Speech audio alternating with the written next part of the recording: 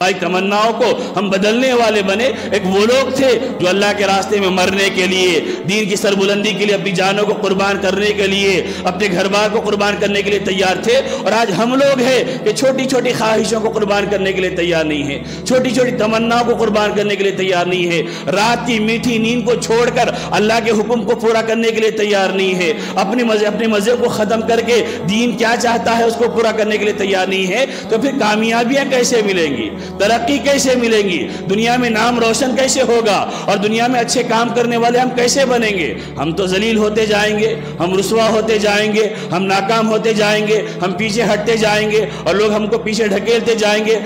علی سید الانبیاء والمرسلین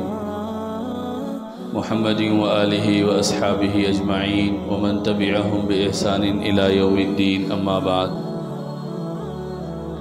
قال اللہ تبارک و تعالی: اعوذ باللہ من الشیطان الرجیم، بسم اللہ الرحمن الرحیم۔ والذین یقولون ربنا هب لنا من ازواجنا وذریاتنا قرة اعین وجعلنا للمتقین اماما، صدق اللہ العظیم۔ اللہم صلی علی سیدنا محمد وعلی آل سیدنا محمد وبارک وسلم۔ اللہم صلی علی سیدنا محمد وعلی آل سیدنا محمد مبارک وسلم۔ اللہم صلی علی سیدنا محمد وعلی آل سیدنا محمد مبارک وسلم۔ عزیزان محترم، معزز بزرگوں،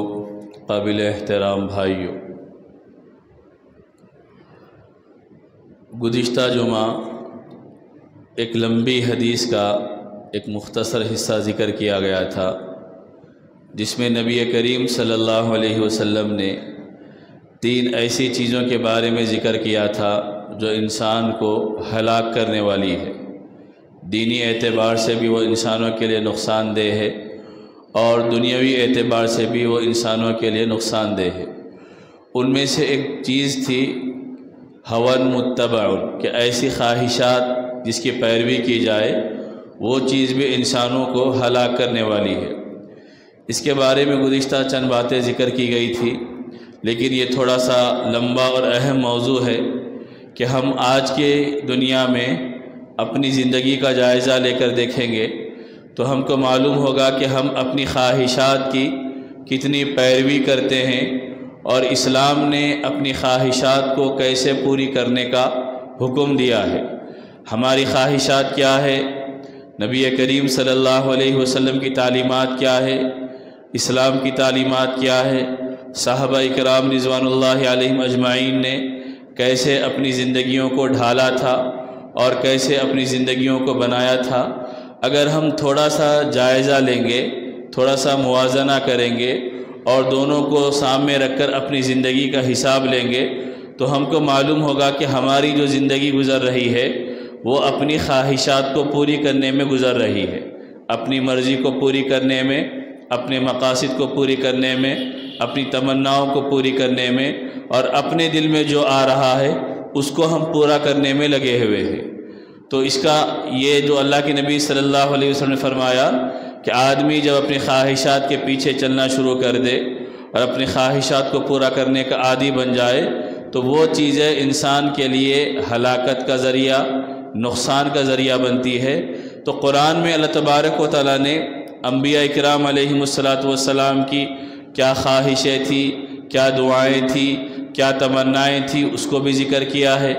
احادیث میں نبی کریم صلی اللہ علیہ وسلم کی کیا خواہشات تھی، کیا تمنائیں تھیں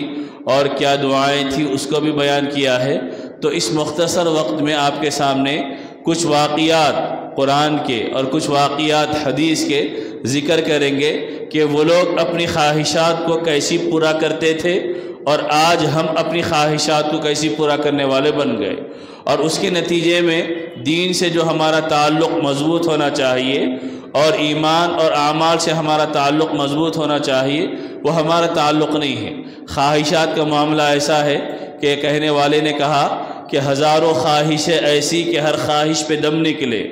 بہت نکلے میرے ارمان لیکن پھر بھی کم نکلے۔ یعنی انسان دنیا میں جتنی خواہشیں رکھے وہ خواہشوں کا سلسلہ کبھی ختم ہونے والا نہیں ہے، ایک کے بعد ایک خواہشات کا سلسلہ چلتے ہی رہتا ہے۔ تو آدمی کی خواہشیں ختم ہوں گی تو مرنے کے بعد ہی ختم ہوں گی۔ تو اس وجہ سے آدمی بہت ساری خواہشیں لے کر آتا ہے اور بہت ساری خواہشوں میں جیتا ہے۔ ایک حدیث میں نبی کریم صلی اللہ علیہ وسلم نے فرمایا کہ آدمی بوڑھا ہو جاتا ہے لیکن اس کا دل دو خواہشوں کے بارے میں ہمیشہ جوان رہتا ہے۔ آدمی بوڑھا ہو جاتا ہے لیکن دو خواہشوں کے سلسلے میں اس کا دل ہمیشہ جوان رہتا ہے، ایک دنیا کی محبت اور دوسری لمبی لمبی امیدیں۔ آدمی بوڑھا بھی ہو جائے گا لیکن دنیا کی محبت کم نہیں ہوگی اور لمبی لمبی امیدیں وہ برابر باندھے رہے گا، لمبی لمبی امیدیں وہ برابر لگائے ہوئے رہے گا اور اسی میں جینے والا بنے گا۔ تو اللہ تبارک و تعالیٰ نے ہم کو نبی صلی اللہ علیہ وسلم کے ذریعے جو تعلیمات، جو ہدایات، جو اس زندگی کا اصول و طریقہ دیا ہے وہ یہ کہ تم اپنی خواہشات کو پوری کرو لیکن دین کے تابع بنا کر پوری کرو، اللہ کی نبی کی تعلیمات کے مطابق اپنی خواہشات کو ڈھال کر پوری کرنے والے بنو۔ حضرت ابراہیم علیہ السلام کی قرآن میں دعائیں ذکر کی گئی، وہ دعائیں بھی تھی ان کی، وہ تمنائیں بھی تھی ان کی، وہ آرزوئیں بھی تھی ان کی۔ جیسے حضرت ابراہیم علیہ السلام نے خانہ کعبہ کو تعمیر کیا، اس سے فارغ ہوئے تو اللہ تبارک و تعالیٰ سے مانگا ربنا تقبل منا انک انت السمیع العلیم، کہ اللہ میں نے اس کام کو آپ کی رضا اور خوشنودی کے لیے کیا ہے، آپ میرے اس عمل کو قبول کر لیجئے۔ یہ خواہش انسان کی ہونی چاہیے کہ وہ دین کا عمل کرنے کے بعد اللہ سے قبولیت مانگنے والا بنے، یہ ہماری خواہش ہے۔ ہم دین کا چھوٹا سا چھوٹا عمل کیوں نہ کرے لیکن ہمارے دل میں یہ فکر، یہ تمنا، یہ آرزو اور یہ ارمان ہونا کہ میرا یہ عمل اللہ کے یہاں قبول ہو جائے۔ اگر اللہ کے یہاں میرا عمل قبول نہیں ہوا، چاہے میں جتنا بڑا عمل کر لوں لیکن اگر وہ عمل اللہ کے یہاں قبول نہیں ہوا تو میری ساری محنت ضائع ہو جائے گی، ساری محنت اکارت چلے جائے گی۔ تو انسان کے دل میں یہ تمنا اور فکر ہونا کہ میں جو عمل کروں وہ شریعت کے مطابق کروں اور اس کے بعد میرا وہ عمل اللہ کے یہاں قابل قبول بھی ہو جائے۔ ہماری زندگیاں گزر رہی ہے لیکن ہم نے عبادت کا سلیقہ اللہ سے نہیں مانگا، عبادت کا طریقہ ہم نے اللہ سے نہیں مانگا۔ کتنے لوگ، کتنے مسلمان ہیں جو اپنی مرضی کے مطابق نمازوں کو پڑھ لے رہے، تھوڑے بہت مسائل ادھر ادھر سے سن لیے تھے، مسائل میں زیادہ تحقیق بھی نہیں ہے، مسائل میں زیادہ معلومات بھی نہیں ہے، کر لے رہے۔ لیکن حضرت ابراہیم نے فرمایا، یہ بتایا کہ وہ جب خانہ کعبہ کی تعمیر سے فارغ ہوئے تو انہوں نے ایک اور دعا مانگی، ربنا ارینا مناسکنا وتب علینا، کہ اللہ اس گھر کی عبادت کیسے کی جائے گی، اس خانہ کعبہ میں کیسے آپ کی عبادت اور بندگی کی جائے گی، وہ عبادت بھی ہم کو سکھائیے، وہ طریقہ بھی ہم کو بتائیے کہ آپ کے اس گھر کو ہم کیسے آباد رکھنے والے بنے اور کیسے یہاں پر بندگی کرنے والے بنے۔ تو ہماری فکریں پوری کی پوری دنیا کی فکر، کاروبار کی فکر، روزگار کی فکر، معاش کی فکر، اور اسی میں ہماری دنیا کی زندگی گزر رہی ہے کہ ہم انہی کاموں کو کرنے والے بن رہے۔ تو اللہ نے نبیوں کے واقعات کے ذریعے یہ بتایا کہ تم اپنی زندگی میں عبادت کو لاؤ، عبادت کی فکر کرنے والے بنو۔ جب حضرت ابراہیم علیہ السلام حضرت اسماعیل اور حضرت ہاجرہ کو اس وقت جنگل میں چھوڑ کر جا رہے تھے جہاں ابھی خانہ کعبہ تعمیر نہیں ہوا، تو وہاں انہوں نے کیا دعا مانگی؟ ہم دنیا میں جہاں اپنا گھر بنانا چاہتے ہیں، زمین خریدنا چاہتے ہیں، تو ہم چاہتے ہیں کہ آبادی اچھی ہو، لوگ اچھے ہو، سہولتیں اچھی ہو، ترقی وہاں پر ہو، یہ ساری ہم چیزیں چاہتے ہیں۔ لیکن سب سے پہلے حضرت ابراہیم علیہ السلام نے جو دعا مانگی وہ یہ، ربنا انی اسکنت من ذریتی بواد غیر ذی زرع عند بیتک المحرم، کہ اللہ میں اس بے آب و گیاہ جنگل میں اپنی خاندان کو، اپنے گھر والوں کو چھوڑ کر جا رہا ہوں۔ اس کا پہلا مقصد یہ ہے لیقیموا الصلاۃ، تاکہ وہ نماز کو قائم کرنے والے بنے، تاکہ وہ آپ کی عبادت اور بندگی کرنے والے بنے۔ اس کے بعد پھر ساری چیزیں انہوں نے اللہ سے مانگی، ساری سہولتیں مانگی کہ یہاں پر لوگوں کے دلوں کو متوجہ کر دیجئے، یہاں لوگ آنے والے بنا دیجئے، یہاں پر پھلوں کو فراہم کر دیجئے، یہاں رزق کو فراہم کر دیجئے۔ لیکن پہلی چیز کہ انسان گھر بنائے اور اپنے گھر والوں کو آباد کرنے والا بنے، تو اس کی یہ فکر ہونا چاہیے کہ میرا گھر وہاں ہو جہاں میرا خاندان، میرے بچے نماز پڑھنے کے قابل ہو جائے، ان کو مسجد کی سہولت فراہم ہو جائے، وہ وہاں رہ کر زندگی گزارنے والے بنے۔ اس کے بعد حضرت ابراہیم علیہ السلام کی جہاں بہت سی دعائیں اور تمنائیں جو انہوں نے اللہ سے کی تھی، ان تمناؤں کو نقل کیا گیا ہے۔ تو سورہ सूरत अश-शुअरा 19वें पारे में एक लंबी दुआओं का सिलसिला और उनकी आरज़ुओं का सिलसिला जो अल्लाह से उन्होंने की थी उसको नकल किया गया। उन्होंने कहा, रब्बी हबली हुक्मन व अलहिक़नी बिस्सालिहीन वजअलनी लिसान सिद्क़िन फ़िल आख़िरीन वजअलनी मिन वरसति जन्नतिन नईम वग़फ़िर लि अबी इन्नहु कान मिनज़-ज़ाल्लीन वला तुख़्ज़िनी यौम युबअसून यौम ला यनफ़उ मालुन वला बनून इल्ला मन अतल्लाह बिक़ल्बिन सलीम। ये पूरी दुआएं और पूरी अपनी दिल की तमन्नाओं को सैयदना इब्राहीम अलैहिस्सलातु वस्सलाम ने अल्लाह के सामने पेश फरमाई और मुझको और आपको क़यामत तक आने वाले इंसानों को बताया कि तुम्हारी फ़िक्रों का,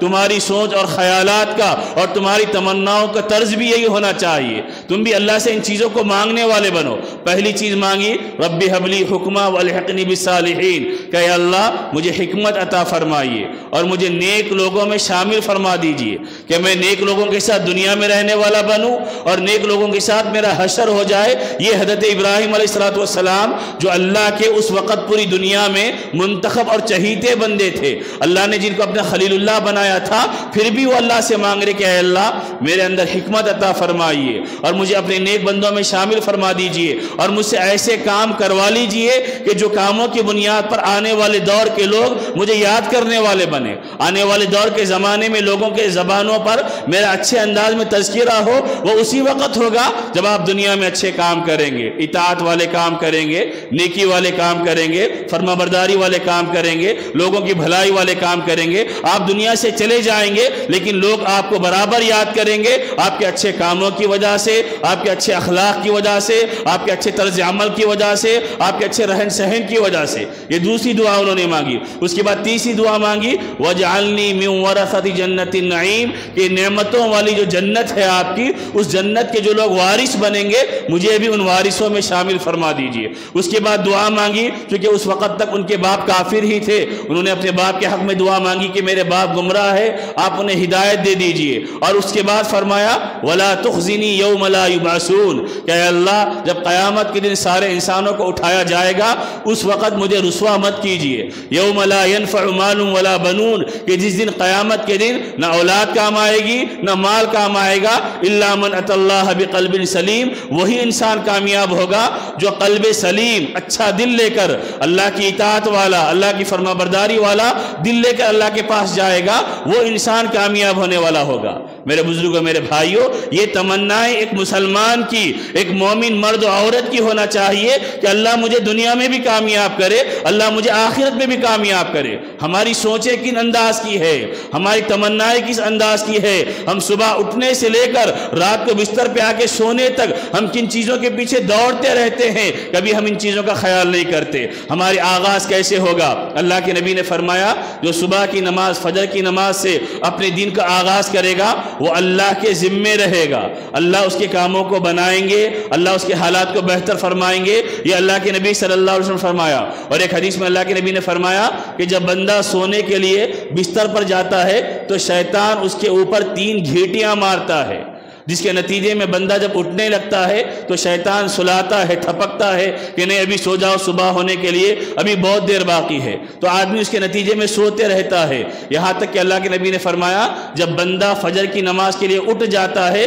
तो शैतान की एक घींटी खुल जाती है। उसके बाद जब वज़ू करता है तो शैतान की दूसरी घींटी भी खुल जाती है। उसके बाद जब वो नमाज पढ़ लेता है तो शैतान की सारी कोशिशें नाकाम हो जाती है और वो हशाश बशाश अच्छे अंदाज में सुबह करता है और अल्लाह तबारक व तआला उसके काम के दिन के आगाज को बेहतर कर देता है। वरना अल्लाह के नबी ने फरमाया, खराब दिल के साथ और सुस्ती के साथ उसके दिन का आगाज होगा अगर वो फजर की नमाज का एहतमाम नहीं करेगा। तो ये हमारी तमन्ना है। हम आराम के साथ जीने के आदी बन गए, सहूलतों के साथ जिंदगी गुजारने के आदी बन गए। हमको कभी ये तमन्ना और ख्याल नहीं आता कि इस दीन के लिए और दीन के अमल करने वालों ने कैसी कैसी तमन्नाओं को अल्लाह के नबी के सामने पेश किया था और उसके नतीजे में अल्लाह तबारक व तआला ने इस उनके कामों को कबूल भी फरमाया। एक दो सहाबा के वाक़या सुने। एक सहाबी है हज़रत अम्र इब्न जमूह रज़ियल्लाहु तआला, बिल्कुल आखिर उम्र में, बुढ़ापे की हालत में इस्लाम उन्होंने कबूल किया। जब इस्लाम कबूल किया, उनका वाक़या इस्लाम कबूल करने का भी बड़ा दिलचस्प वाक़या है। बहरहाल वो लंबा वाक़या है। एक मौके पे इस्लाम कबूल करने के बाद ग़ज़वा उहद की तैयारी हो रही थी। غزوہ احد کی، ان کے 3 بیٹے تھے، وہ سارے کے سارے تیار ہو رہے، اللہ کے نبی کے پاس جا رہے آ رہے، صحابہ اکرام غزوہ احد کے لیے تیاریاں کر رہے، یہ بھی دیکھ رہے کہ ان کے بیٹے اللہ کے نبی کے ساتھ جہاد میں شریک ہونے کے لیے بے چین و بے قرار ہے اور اس کے لیے تیاریاں کر رہے۔ تو انہوں نے بیٹوں سے کہا کہ بیٹو میں بھی تمہارے ساتھ غزوے میں اور جنگ میں شریک ہونا چاہتا ہوں۔ تو بیٹوں نے کہا کہ ابا جان آپ بوڑھے ہو گئے ہیں اور وہ ایک پیر سے معذور بھی تھے، تو انہوں نے ان بیٹوں نے کہا آپ پیر سے معذور بھی ہے اور عمر رسیدہ بھی ہے، بوڑھے بھی ہے، آپ کو اللہ نے اجازت دی ہے، آپ نہ شریک بھی ہو تو کوئی مسئلہ نہیں ہے۔ انہوں نے کہا کہ اچھا تم مجھے منع کرنا چاہتے ہو؟ وہ اللہ کے نبی کے پاس آئے اور اللہ کے نبی سے آ کے انہوں نے عرض کیا کہ اللہ کے نبی میں بھی غزوہ احد میں شریک ہونا چاہتا ہوں، لیکن میرے بیٹوں نے یہ کہا کہ میں لنگڑا اور معذور ہوں اور میں بوڑھا ہوں، میں نہیں آ سکتا۔ انہوں نے اللہ کے نبی سے فرمایا کہ اللہ کے نبی میں چاہتا ہوں کہ میں اسی لنگڑے پن کے ساتھ جنت میں داخل ہو جاؤں، اسی لنگڑتے ہوئے پیر کے ساتھ اللہ کی جنت میں داخل ہو جاؤں، میری یہ تمنا ہے۔ جب ان کا جذبہ، ان کا شوق اور ان کی تمنا کو نبی صلی اللہ علیہ وسلم نے دیکھا تو نبی نے بیٹوں سے کہا کہ تم ان کو اجازت دے دو کہ یہ بھی شریک ہو جائے۔ چنانچہ ان کو اجازت مل گئی، یہ اپنے گھر گئے، خوشی خوشی جذبے کے ساتھ جہاد کا سامان تیار کیا اور جو فوجی لشکر اللہ کے نبی کا تیار ہو رہا تھا اس میں آ کر شریک ہو گئے۔ چنانچہ غزوہ احد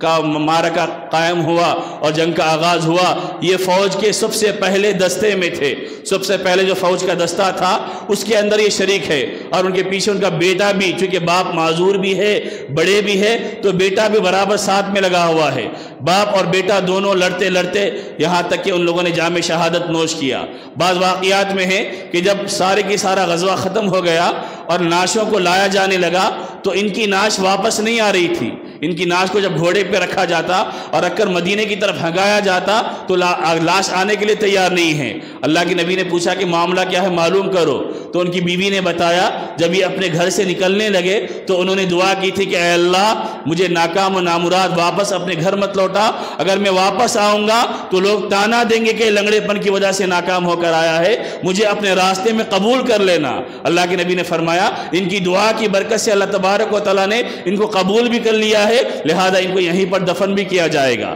یہ تمنا ہے کمزوری کے باوجود اور اپنے بڑھاپے کے باوجود بھی اللہ کی دین کی سربلندی کی یہ تمنا رکھنے والے وہ لوگ تھے۔ حضرت خنسہ رضی اللہ عنہا جو ایک صحابیات میں عورتوں میں بڑا اونچا مقام و مرتبہ رکھنے والی، زمانے جاہلیت میں بھی، یعنی جب انہوں نے اسلام نہیں قبول کیا تھا اس وقت بھی ان کا بڑا رتبہ تھا، شاعری کرنے میں عورتوں میں سب سے زیادہ اللہ تبارک و تعالیٰ نے جن کو صلاحیت عطا فرمائی تھی۔ ایک غزوہ ہے جنگ قادسیہ کے موقع پر جب مسلمانوں کا لشکر جانے لگا تو اس وقت غزوہ قادسیہ میں حضرت خنسہ رضی اللہ عنہ کے 4 بیٹے تھے۔ انہوں نے 4 بیٹوں کو، کل صبح لڑائی ہونے والی ہے، دشمنوں سے معرکہ ہونے والا ہے، دشمنوں سے مقابلہ ہونے والا ہے، حضرت خنسہ رضی اللہ عنہ نے اپنے 4 بیٹوں کو بلایا اور بلا کر کہا کہ دیکھو تم نے اپنی خوشی سے اسلام قبول کیا اور اپنی خوشی سے تم نے ہجرت کی ہے، تمہارے اوپر کوئی زبر اور زستی اور زور نہیں کیا گیا اور تمہارے ماں اور باپ نے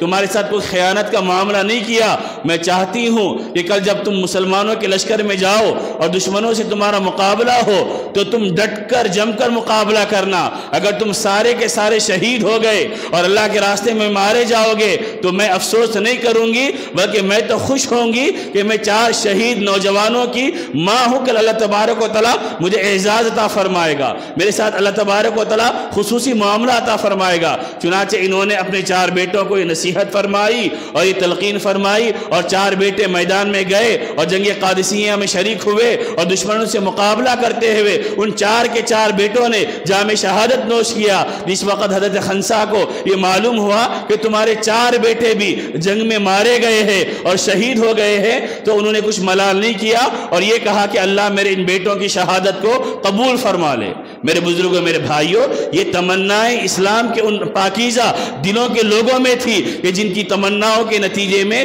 اسلام سر بلند ہوا ہے، جن کی آرزوؤں کے نتیجے میں اسلام سر بلند ہوا ہے۔ میں نے جو آیت شروع میں پڑھی تھی وہ آیت ہے کہ جس میں اللہ نے اپنے نیک بندوں کی صفات کو ذکر کیا ہے کہ اللہ کے نیک بندوں کی صفات، عباد الرحمن کی صفات کیا ہے، تو عباد الرحمن اللہ کے نیک بندوں کی آخری صفت یہ ذکر کی گئی، والذین یقولون रब्बना हब लना मिन अज़वाजिना व ज़ुर्रियातिना क़ुर्रत आयुनि वजअलना लिलमुत्तक़ीना इमामा। कि अल्लाह के नेक बंदे ये दुआ करते हैं कि अल्लाह हमारी औलाद को, हमारी बीवियों को हमारी आंखों की ठंडक का ज़रिया बना और हमको मुत्तक़ियों का इमाम बना। क्या मैं और आप हमारी दुआओं में, अपनी दुआओं में ये दुआएं मांगते हैं कि अल्लाह हमारी औलाद को मुत्तक़ियों का इमाम बना? क्या हम कभी ये दुआ मांगते हैं कि अल्लाह हमारी औलाद को नेकों में शामिल फरमा, सुलहा में शामिल फरमा, बुजुर्गों में शामिल फरमा? हम में से कितने मुसलमान होंगे जो ये दुआएं मांगते हैं अपनी औलाद के लिए? हम बस मांगते हैं कि अल्लाह मेरे बेटे को नौकरी नहीं मिल रही, नौकरी लगा दे, कारोबार नहीं चल रहा,